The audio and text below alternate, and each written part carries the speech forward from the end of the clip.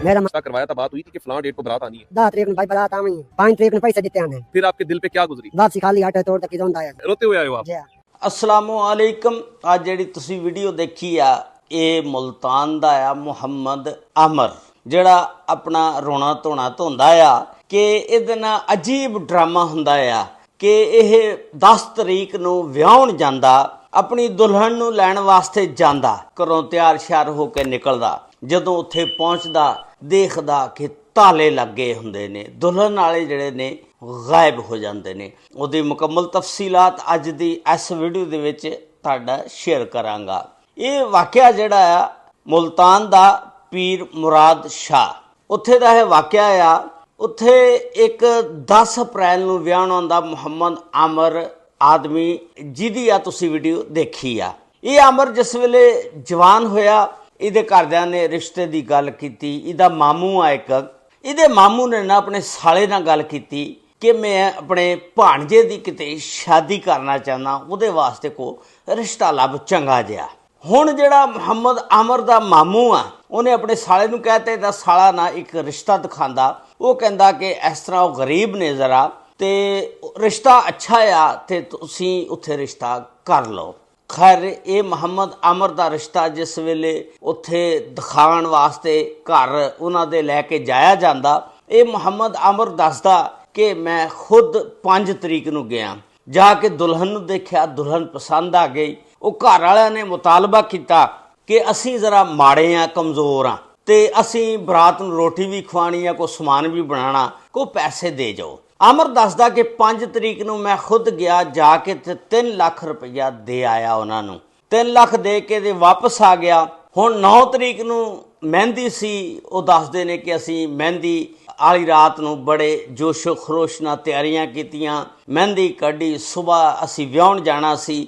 ਉਹ ਦੱਸਦੇ ਨੇ ਕਿ ਅਸੀਂ ਇਸ ਟਾਈਮ ਨਾਲ ਨਿਕਲਣਾ ਸੀ ਕਿ 2 ਵਜੇ ਜਿਹੜਾ ਉੱਥੇ ਅਸੀਂ ਬਰਾਤ ਲੈ ਕੇ ਕੁੜੀ ਵਾਲੇ ਘਰ ਪਹੁੰਚਣਾ ਸੀ। ਅਸੀਂ ਜੋਸ਼ੋ ਖਰੋਸ਼ ਦੇ ਨਾਲ ਤਿਆਰੀ ਕੀਤੀ ਔਰ ਕੋਈ 20-25 ਬੰਦੇ ਬਰਾਤੀ ਜਿਹੜੇ ਲੈ ਕੇ ਜਾਣੇ ਸੀ, ਕਿਉਂਕਿ ਉਹ ਅੱਗੇ ਮਾੜਾ ਘਰ ਸੀ, ਇਸ ਵਾਸਤੇ ਜ਼ਿਆਦਾ ਬਰਾਤ ਨਹੀਂ ਸੀ ਲੈ ਕੇ ਜਾਣੀ। ਅਸੀਂ ਇੱਕ ਗੱਡੀ ਕਰਾਈ ਔਰ ਇੱਕ ਕਾਰ ਕਰਾਈ ਦੁਲਹੇ ਵਾਸਤੇ, ਔਰ ਬੜੇ ਜੋਸ਼ੋ ਖਰੋਸ਼ ਦੇ ਨਾਲ ਤਿਆਰ ਹੋ ਕੇ ਤੇ ਅਸੀਂ ਹੁਣ ਪੀਰ ਮੁਰਾਦ ਸ਼ਾਹ ਮੁਲਤਾਨ ਵਾਸਤੇ ਜਾ ਰਹੇ ਹੁੰਦੇ ਆ, ਜਿੱਥੋਂ ਲੜਕੀ ਨੂੰ ਵਿਆਹ ਕੇ ਲਿਆਉਣਾ ਹੁੰਦਾ। ਉਹ ਦੱਸਦੇ ਨੇ ਕਿ ਜਿਉਂ ਹੀ ਅਸੀਂ 2 ਵਜੇ ਉੱਥੇ ਪਹੁੰਚਦੇ ਹਾਂ, ਅਸੀਂ ਵੇਖਦੇ ਹਾਂ ਕਿ ਘਰ ਵਾਲੇ ਜਿਹੜੇ ਨੇ ਸਾਰੇ ਤਾਲੇ ਲਾ ਕੇ ਉੱਥੋਂ ਗਾਇਬ ਹੋਏ ਹੁੰਦੇ ਨੇ, ਘਰ ਤਾਲਾ ਵੱਜਾ ਹੁੰਦਾ। ਜੋ ਹੀ ਬਰਾਤ ਉੱਥੇ ਪਹੁੰਚਦੀ ਆ, ਮਹੱਲੇ ਦੇ ਲੋਕ ਵੀ ਇਕੱਠੇ ਹੋ ਜਾਂਦੇ ਨੇ ਸਾਰੇ, ਔਰ ਵੇਖਦੇ ਨੇ ਕਿ ਤੁਹਾਡੇ ਨਾਲ ਦਾ ਅਜੀਬ ਡਰਾਮਾ ਹੋ ਗਿਆ, ਬਹੁਤ ਬੜਾ ਧੋਖਾ ਔਰ ਫਰਾਡ ਹੋ ਗਿਆ। ਮਹੱਲੇ ਵਾਲੇ ਵੀ ਪਰੇਸ਼ਾਨ ਹੋ ਜਾਂਦੇ ਨੇ, ਦੁਲਹਾ ਜਿਹੜਾ ਉਹ ਵੀ ਪਰੇਸ਼ਾਨ ਹੋ ਜਾਂਦਾ ਵੀ ਇਹ ਕੀ ਬਣਿਆ। ਇਹ ਦੱਸਦੇ ਨੇ ਕਿ ਆਮਰ ਜਿਸ ਵੇਲੇ ਅਸੀਂ ਮਹੱਲੇ ਵਾਲਿਆਂ ਨੂੰ ਪੁੱਛਿਆ, ਮਹੱਲੇ ਵਾਲਿਆਂ ਨੇ ਕਿਹਾ ਕਿ ਅੱਜ ਦਿਨੇ 10 ਵਜੇ 10 ਅਪ੍ਰੈਲ ਨੂੰ ਇੱਥੋਂ 2-4 ਘੰਟੇ ਪਹਿਲਾਂ ਨਿਕਲ ਗਏ, ਫਰਾਰ ਹੋ ਗਏ ਘਰ ਨੂੰ ਤਾਲਾ ਮਾਰ ਕੇ। ਉਸ ਤੋਂ ਬਾਅਦ ਮੁਹੰਮਦ ਆਮਰ ਦੱਸਦਾ ਕਿ ਅਸੀਂ ਬੜੇ ਪਰੇਸ਼ਾਨ ਹੋ ਗਏ ਕਿ ਹੁਣ ਕੀ ਕਰੀਏ। ਉਸ ਤੋਂ ਬਾਅਦ ਅਸੀਂ ਕਹਿੰਦੇ ਸਿੱਧੇ ਪੁਲਿਸ ਸਟੇਸ਼ਨ ਥਾਣੇ ਗਏ, ਉੱਥੇ ਇੱਕ FIR ਰਪੜ ਦਰਜ ਕਰਾਈ ਕਿ ਸਾਡੇ ਨਾਲ ਇਸ ਤਰ੍ਹਾਂ ਧੋਖਾ ਫਰਾਡ ਹੋ ਗਿਆ। ਮੁਹੰਮਦ ਆਮਰ ਦੱਸਦਾ ਕਿ ਮੇਰੇ ਦਿਲ 'ਚ ਬੜੀਆਂ ਖਾਹਿਸ਼ਾਂ ਸੀ, ਤਮੰਨਾ ਸੀ, ਆਰਜ਼ੂ ਸੀ ਕਿ ਮੈਂ ਇਸ ਤਰ੍ਹਾਂ ਜ਼ਿੰਦਗੀ ਗੁਜ਼ਾਰਾਂਗਾ। ਮੈਂ ਮਿਹਨਤ ਮਜ਼ਦੂਰੀ ਕਰਦਾ ਸੀ, ਮੈਂ ਬੜਾ ਔਖਾ 3 ਲੱਖ ਰੁਪਈਆ ਜੋੜਿਆ, ਔਰ ਉਹਨਾਂ ਦੇ ਕਹਿਣ ਦੇ ਉੱਤੇ ਮੈਂ 3 ਲੱਖ ਰੁਪਈਆ ਫਿਰ ਉਹਨਾਂ ਦੀ ਸਪੋਰਟ ਕੀਤੀ, ਉਹਨਾਂ ਨੂੰ ਦਿੱਤਾ ਵੀ ਚਲੋ ਮੇਰੀ ਸ਼ਾਦੀ ਹੋ ਜਾਏ। ਲੇਕਿਨ ਮੈਂ ਮਜ਼ਦੂਰ ਬੰਦਾ ਸੀ ਔਰ 3 ਲੱਖ ਬੜੀ ਮਿਹਨਤ ਦੇ ਨਾਲ ਜੋੜਿਆ ਸੀ, ਤੇ ਇਸ ਤਰ੍ਹਾਂ ਉਹ ਮੇਰੇ ਦੁਲਹਨ ਵਾਲੇ ਮੇਰਾ 3 ਲੱਖ ਰੁਪਈਆ ਵੀ ਲੈ ਕੇ ਉੜ ਗਏ। ਤੇ ਜਿਹਨੇ ਰਿਸ਼ਤਾ ਕਰਾਇਆ ਸੀ ਮਾਮੂ ਦੇ ਸਾਲੇ ਨੇ, ਉਹ ਕਹਿੰਦਾ ਕਿ ਇਹ ਬੰਦੇ ਕੋ ਫਰਾਡੀਏ, ਮੈਨੂੰ ਵੀ ਟੱਕਰ ਗਏ। ਉਹਨਾਂ ਬੰਦਿਆਂ ਨੇ ਫੋਨ ਕਰਦੇ ਆ, ਉਹ ਬੰਦੇ ਕਹਿੰਦੇ ਜੋ ਕੁਝ ਤੁਸੀਂ ਕਰਨਾ ਕਰ ਲਓ, ਅਸੀਂ ਪੈਸੇ ਵੀ ਨਹੀਂ ਦੇਣੇ, ਨਾ ਸਾਡੇ ਕੋਲ ਕੋਈ ਪੈਸਾ ਹੈਗਾ।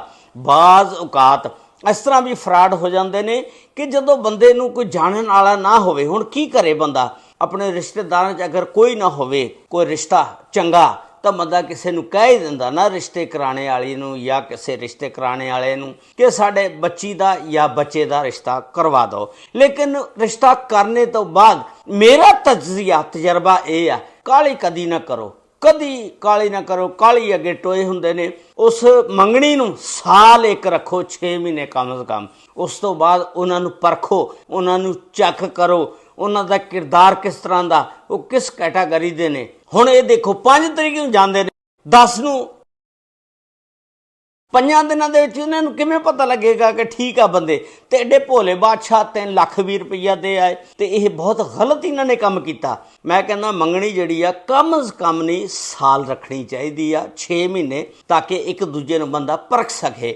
उस तो बाद फिर अगे पिछे जाके पता भी करना चाहिए। अगर तुम अनोपड़ा के रिश्ता कर रहे हो, गल कर रहे हो, अगर रिश्तेदार कर रहे हो, फिर तो कोई परेशानी नहीं होनी, क्योंकि हर बंदा अपने रिश्तेदार नूं जानदा हुंदा भी ये किस कैटागरी का मुंडा किद्दां आ, शराबनोशी करदा, जुआ खेलदा, या चरस पींदा, या फीम खांदा आ, ते या नमाजी आ, या परहेजी आ, ये किस कैटागरी का, किदां दा किरदार है इहदा, किदां दी महफल दे विच बहिंदा उठदा आ। ये अपने रिश्तेदारां दा सारा पता हुंदा, लेकिन जदों बगानी जगह ते शादी करदे आ ना, उत्थे नहीं हो, दुहाई खुदा दी नहीं पता लगता। तो लिहाजा रिश्ते भी अजकल करने किहड़ा सौखे आ, बड़ा औखा काम आ, चाहे कुड़ियां दा रिश्ता होवे, चाहे मुंडे दा रिश्ता होवे।